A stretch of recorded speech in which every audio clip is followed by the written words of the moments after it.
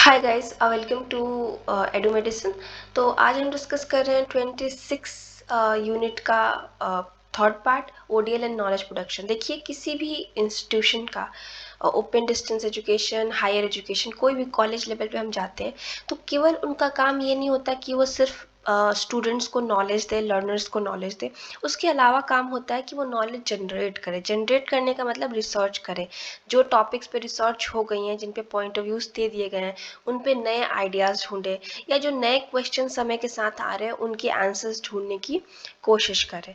और developing countries जो हैं हमारी जैसी, इंडिया जैसी, वहाँ पे ओडीएल जब आया उसका मेन काम ये था कि जो निगलेक्टेड सेक्शन है या वीकर सेक्शन है, एसटी एससी वीमेन है, उनको मेन स्ट्रीम में लाए, अर्थात उनको शिक्षा दे, उनको शिक्षित करे। ठीक है, उसके बाद उनके अंदर नॉलेज दे और उनकी कहीं ना कहीं एक तरीके से एम्पावर करने की कोशिश करें।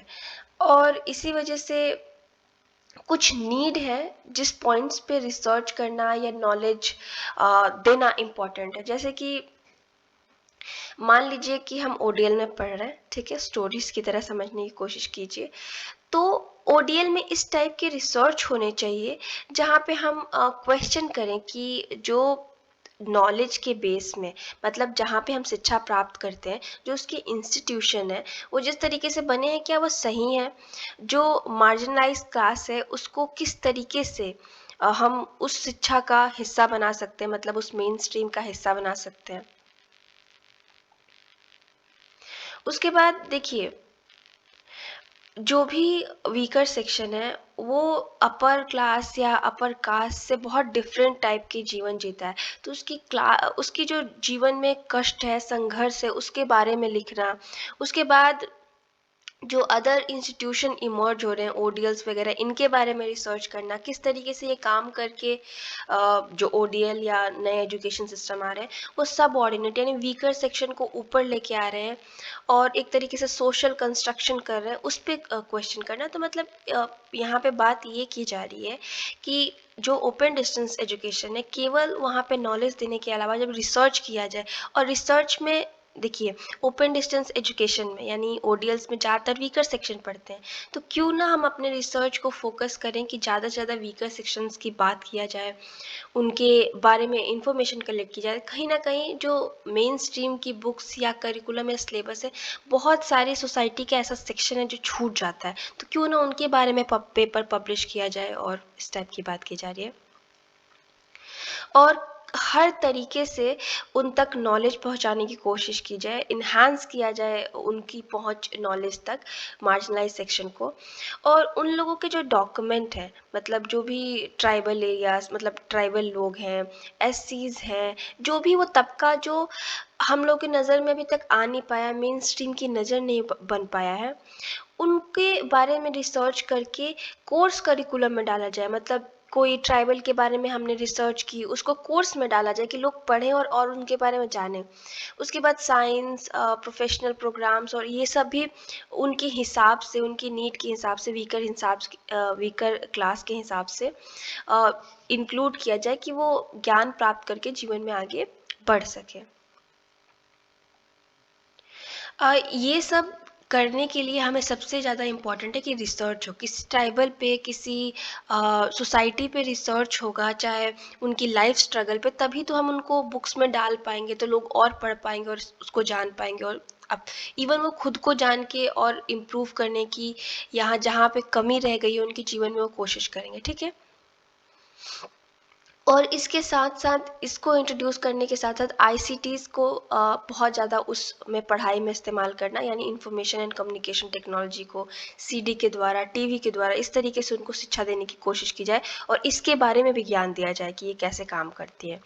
और टीचर जो हमें पढ़ाता है, यानी लेक्चरर जो हमें पढ़ाता है ओडीएल्स में, उसका बहुत ही एक्टिव रोल होगा, प्रोएक्टिव रोल होगा, क्योंकि वो इस तरीके से शिक्षित करेगा कम्युनिटी को, या उस तरीके से बात करेगा या पढ़ाएगा कि एक एम्पावरमेंट लोगों के अंदर, उसकी खुद की भी होगी प्रोफेशनल एम्पावरमेंट, और उसके बाद वो नेशन और सोसाइटी को भी एक तरीके से एम्पावर करेगा। यानी जो लेक्चरार है उसके ऊपर भी एक ड्यूटी है। और देखिए जो ओडीएल है, ओपन डिस्टेंस एजुकेशन है, जहाँ पे बहुत चांसेस है कि हम डिफरेंट डिफरेंट टाइप की चीज़ें बढ़ा सकें। जैसे हमारी मटेरियल आती है, अगर हम ट्राइबल्स की बात करें तो हम बहुत कुछ ट्राइबल्स के बारे में उसमें आर्टिकल डाल सकते हैं, बच्चे पढ़ सकते हैं, जो कि रेगुलर यूनिवर्सिटीज़ में इतनी जल्दी जल्दी नहीं हो पाएगा। मतलब यहाँ का फ्लेक्सिबल सिस्टम है, तो हम बहुत कुछ लोगों को पढ़ने के लिए वो कर सकते हैं, जागरूक कर सकते हैं। उसके बाद हम ऐसे बहुत सारे कोर्सेज और सर्टिफिकेट, डिप्लोमा, डिग्रीज ऐसे बना सकते हैं जो हर जगह अवेलेबल नहीं है, लेकिन कोई उसको सीख ले तो उसके लिए बेनिफिशियल होगा। जैसे मोबाइल एप्लीकेशन का कुछ अभी इग्नू ने शुरू किया है, बी कीपिंग है, ऐसे बहुत सारे कोर्सेज हैं जिसको करके वो लोग अपने अंदर इम्प्रूवमेंट करें और जो समाज है उससे कदम से कदम मिला के चल सके, जो पिछड़े हैं वो भी आगे आ सके। ठीक है, ये इसका मेन।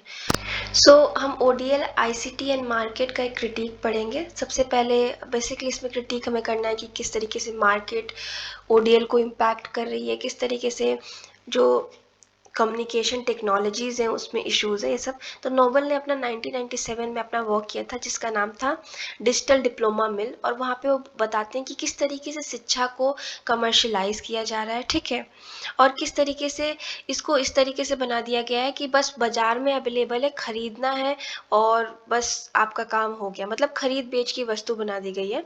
ठीक है, उसके बाद इसमें जो नॉलेज बेस्ड इंडस्ट्रीज़ हैं उनका कहीं ना कहीं एक पकड़ मजबूत होता जा रहा है, क्योंकि वो बाजार के हिसाब से सामान बना रही हैं और बेच रही हैं। मतलब शिक्षा शिक्षा नहीं रह गया है, एक ऐसी वस्तु बन गया है जो कोई भी खरीद सकता है, बेच सकता है। ठीक है, इनके कहने का अर्थात यही है। वो बताते हैं कि कई सारे इम्प्लीकेशन है इस कॉमोडिफिकेशन के, प्राइवेटाइजेशन के। बेसिकली कॉमोडिफिकेशन प्राइवेटाइजेशन से थोड़ा अलग होता है। ठीक है, मतलब बेसिकली आप एक वस्तु बना दे रहे हैं। शिक्षा एक एक प्रोसेस है जिसमें हम लर्न करते हैं, मतलब एजुकेशन एक प्रोसेस है जिसमें हमारे अंदर बहुत इम्प्रूवमेंट होता है, हमारा ज्ञान होता है। लेकिन अगर उसे मार्केट में हमने उतार दिया, बस आपको 10 मिनट में करना है, हो गया। जैसे आपने देखे होंगे बहुत ही क्लिक बेट होते हैं कि 2 दिन में सीखिए इंग्लिश। देखिए ऐसा कुछ नहीं हो सकता, 2 दिन में आप कुछ नहीं सीख सकते। शिक्षा एक बहुत लंबा प्रोसेस होता है, बहुत प्रैक्टिस के बाद, तो ये पॉसिबल नहीं हो पाता। ठीक है, तो टीचर्स को एक तरीके से लेबर बना दिया गया है, ये बोलते हैं। और जितनी टेक्नोलॉजी में विकास होता जा रहा है, टीचर का उतना ही जो कंट्रोल है कि किस तरीके से पढ़ाए, किस तरीके से काम करे, किस तरीके से लिखे, ये सब उससे छीन लिया गया है। ठीक है, और उसने कोर्स डिज़ाइन किया और उसको कहीं डाल दिया गया, फिर उस पर जो उसने खुद डिज़ाइन किया है वो हम आगे डिस्कस यहाँ पे कर रहे हैं।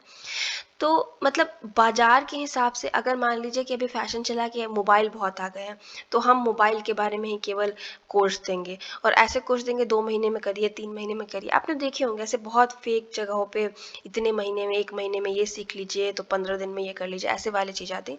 तो वो उनके कहने का मतलब है कि जो डिमांड है उसके हिसाब से बनाया जा रहा है और बाजार में उतारा जा रहा है, जिसका कोई रियल लाइफ का यूज़ नहीं है। मतलब शिक्षा शिक्षा नहीं रह गई है, एक खरीद बेच की वस्तु रह गई है। ठीक है, एक तरीके का प्रोपेगेंडा टाइप हो गया है। उसके बाद जो स्टूडेंट्स वर्चुअल सॉफ्टवेयर वगैरह यूज़ करके एडमिशन ले रहे हैं, वो भी एक एक्सपेरिमेंट के सब्जेक्ट हैं। वो कुछ सीख नहीं रहे हैं, कुछ पढ़ नहीं रहे हैं, वो बस एक सब्जेक्ट है उनको। ये कहने का मतलब वो कह रहे हैं कि मतलब ये जो कंपनीज़ हैं वो हम पे एक्सपेरिमेंट कर रही हैं, वो हमें कुछ दे नहीं रही हैं बल्कि हमें बेवकूफ़ बना रही हैं, और हमें बिना पैसे दिए बल्कि पैसा लगा के सब्जेक्ट बना रही हैं, जिस पे वो अपना रिसर्च कर सकें कि किस तरीके से और मार्केट को बढ़ाया जाए और चीज़ों को बेचा जाए। उसके बाद जिस तरीके से कमर्शलाइजेशन हो रहा है हायर एजुकेशन का, रिसर्च भी एक कमर्शियल वो बन चुका है। ठीक है, और फैकल्टी है वो भी एक तरीके से खरीद बेच की वस्तु ही बना रही है। मतलब कोई भी अपने हिसाब से काम नहीं कर पा रहा है। उसके बाद ये जो कॉपीराइट वाला आ गया है, इससे कि आप मतलब मान लीजिए कि किसी ने कुछ लिखा तो आप यूज़ नहीं कर सकते। इसने कहीं ना कहीं और मार्केट को हवा दे दी है, बिकॉज मान लीजिए शिक्षा के फील्ड में है, अगर कार्ल मार्क्स ने जो लिखा है वो हम कहीं यूज़ नहीं कर सकते, कहीं लिख नहीं सकते, मान लीजिए इसमें कॉपीराइट होता तो फिर फ़ायदा क्या है शिक्षा का। तो ये उसके बाद कोई सीडी बनी, कोई वीडियो बना, जैसे यूट्यूब का सिस्टम है, कोई का वीडियो आप यूज़ नहीं कर सकते अपने चैनल पे। तो इस टाइप की जो सिस्टम है वो कहीं ना कहीं मार्केट में और हवा दे रही है, और मार्केट उससे स्ट्रॉन्गर होता जा रहा है, और जो कमर्शलाइजेशन है वो और ज़्यादा होता जा रहा है। ठीक है, उसके बाद मार्केट ड्रिवन और आईसीटीज एंड ओडीएल, ये लैचमैन एंड हैना का स्टडी है। तो ये लोग बताते हैं कि ये लोग जो ओडीएल है वो सप्लाई ड्रिवन होने की जगह डिमांड ड्रिवन जा रहा है। अर्थात सप्लाई ड्रिवन ये होता है कि एक मोटिवेशन होता है कि इस पीपल तक हमें पहुंचाना है चीज़ों को। जैसे कि हमारे इंडिया में क्या था, एक मोटिवेशन था कि हमें जो वीकर सेक्शन है उसको इंक्लूड करना है, उनके हिसाब से चीज़ें बनानी है, उनको पढ़ाना है। अब डिमांड ड्रिवन हो गया है, बाजार में ये फैशन है, हम यही बनाएंगे। एमबीए लोग करना चाहते हैं तो हम एमबीए करवाएंगे, मोबाइल के बारे में लोग सीखना चाहते हैं, मोबाइल भी कराएंगे। और इसी वजह से कहीं ना कहीं globalisation and information and communication technology ने, आईसीटीज एंड ग्लोबलाइजेशन ने, क्योंकि बाहर से भी ये कंपटीशन लेके आ रही है ना, आपके देश के दरवाजे खुले और लोग आ रहे हैं, नए नए कोर्सेज ऑफर कर रहे हैं, तो उनका इंस्टीट्यूट ज़्यादा चलेगा। तो जो इंस्टीट्यूट सप्लाई ड्रिवन था, मतलब लोगों की चिंता करता था नॉल, उसको भी चिंता होगी कि भाई मेरे यहाँ तो कोई एडमिशन नहीं ले रहा है, तो वो भी फिर इस तरीके के कोर्सेज बनाने लगते हैं कि जो मार्केट की नीड हो। ठीक है, और इसी वजह से जब हम कमर्शलाइजेशन की तरफ बढ़ते हैं, ओपन एंड फ्लेक्सिबल लर्निंग या ओडीएल में या ओपन डिस्टेंस एजुकेशन में, तो जो डिसएडवांटेज्ड ग्रुप का हमने एम लिया था कि जो वीकर सेक्शन को हम शिक्षा से जोड़ेंगे, वो कहीं ना कहीं पीछे चला जाता है, बिकॉज हम बाजार के हिसाब से चलने लगते हैं, और वीकर सेक्शन बाजार के हिसाब से चल नहीं रहा है। वीकर सेक्शन तो आज भी पिछड़ा हुआ है, उसको बहुत उसकी पुश की ज़रूरत है। ठीक है, बाज़ार वाली जो चीज़ें पढ़नी है वो सेक्शन पढ़ेगा जो ऑलरेडी मेन स्ट्रीम में, यानी अपर क्लास एंड ऑल। ठीक है, ऑटो पीटर बोलते हैं कि उन्होंने, इनकी मैंने जो थ्योरी वो बहुत सारे लेक्चर्स में समझा रखा है, बट मैं फिर भी थोड़ा यहाँ पे आपको समझा देती हूँ। ऑटो पीटर कहते हैं कि जो डिस्टेंस एजुकेशन है वो एक तरीके से इंडस्ट्रियल है, मतलब हर किसी का काम बांटा गया है, मास प्रोडक्शन, बहुत ज़्यादा बड़े लेवल पे प्रोडक्शन हो रहा है, और इस वजह से ये उतना, मतलब वो करते हैं कि इतना भी रिवोल्यूशनरी नहीं है, क्योंकि मास प्रोडक्शन हमेशा सही नहीं होता। ठीक है, उसके बाद इन्होंने ये भी बात की है कि जो प्रोसेस वर्चुअल लर्निंग का आ रहा है वो पोस्ट इंडस्ट्रियल एरा में, मतलब अब तो नॉलेज इकोनॉमी है, तो नॉलेज की इकोनॉमी में जो शिक्षा का प्रणाली उत्पन्न हो रही है वो ऐसी प्रणाली उत्पन्न हो रही है जिसमें कॉर्पोरेट का स्टाइल है। ठीक है, आप इस चीज़ को समझने की कोशिश करिए, जहाँ पे पैसा सबसे ज़्यादा इम्पॉर्टेंट है। आपको कुछ भी दे दिया जाएगा, आप पैसे देते हैं, आप कंज्यूमर हैं, समझ लीजिए आपने पैसे दिए और आपके हिसाब से दे दिया गया। उसमें उस तरीके का ज्ञान देने वाली बात, या मतलब एक तरीके से मान लीजिए कि एक वस्तु बस आपको प्रदान कर दी जा रही है, वो किस प्रकार की होगी, अच्छी होगी बुरी होगी, उसमें कुछ नहीं है, और वो इतने सारे लेवल पे, बड़े लेवल पे प्रोड्यूस की जा रही है जो आपके लिए उतनी बेनिफिशियल नहीं हो सकती है। ठीक है, इनके कहने का ओवरऑल यही मीनिंग है। उसके बाद एलेन टेट है, ये बोलते हैं कि जो ओडीएल है वो एक कहीं ना कहीं, एक सेकेंड, इसको स्क्रीन, हाँ, इनका भी यही कहना है कि देखिए, पहले ओडीएल जो था वो लर्नर ऑटोनॉमी पे बेस्ड था, यानी जो भी इंसान शिक्षा चाहता है, जैसा भी शिक्षा चाहता है, उसके हिसाब से मतलब इसको डिज़ाइन किया जाता था, बच्चों के हिसाब से फ्लेक्सिबल था। लेकिन कुछ सालों से ये भी मार्केट ड्रिवन होने लगा है, और इस पे कहीं ना कहीं स्टेट का, पॉलिटिक्स का, ग्लोबलाइजेशन का असर कुछ ज़्यादा ही दिखने लगा है। रीज़न ये हुआ है कि अब गवर्नमेंट इसको ज़्यादा कंट्रोल करने लगी है।